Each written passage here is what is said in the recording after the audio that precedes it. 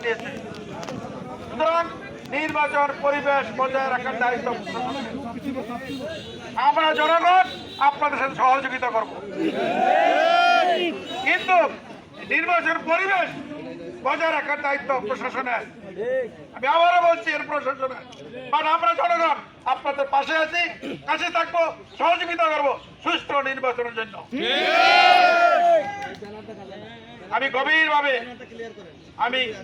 উদ্বেগ প্রকাশ করতেছি বর্তমানে এই পরিস্থিতির জন্য। আমি দুঃখ প্রকাশ করতেছি এবং প্রতিবাদ জানাচ্ছি ওসমান হাদি ভাইয়ের উপর গুলি করার জন্য। এই গুলি ওসমান হাদির গায়ে নয়, এই বাংলাদেশের প্রত্যেকটা লোকের গায়ে। যারা আজকে নমিনেশন প্রার্থী, নির্বাচন প্রার্থী এবং নির্বাচনে অংশগ্রহণ সকলের গায়ে এই গুলি বিদ্ধ। আমি এর তীব্র প্রতিবাদ নিন্দা জানিয়ে এবং দোষীদেরকে অবিলম্বে গ্রেপ্তার করে নির্বাচনের পরিবেশ সুন্দর সুষ্ঠু করার জন্য আবারও আহ্বান জানিয়ে আপনারা যারা কষ্ট করে দূর দূরান্ত থেকে গুলি কেন প্রশাসন জবাব চাই, গুলি কেন গুলি কেন জবাব চাই। এখানে অনেক বড় বড় নেতা নেতৃবৃন্দ আছেন, বিশেষ করে যারা আমার সাথে নমিনেশন প্রত্যাশা করেছিলেন ওনারা আছেন।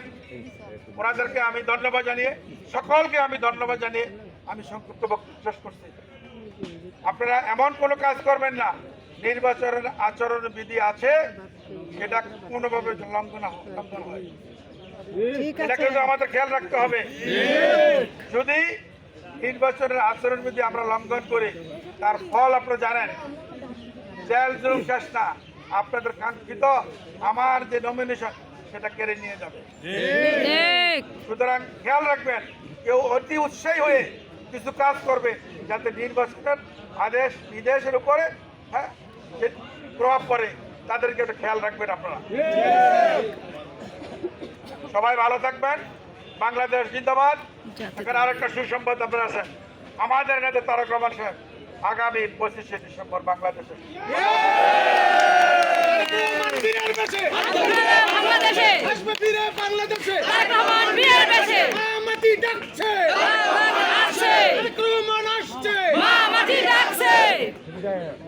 বাংলাদেশের 18 কোটি মানুষ বিশ্বাস করে যেদিন বাংলার মাটিতে আমাদের নেতা তারেক রহমান পদার্পণ করবেন সেদিন এই ধরনের পারবেন না।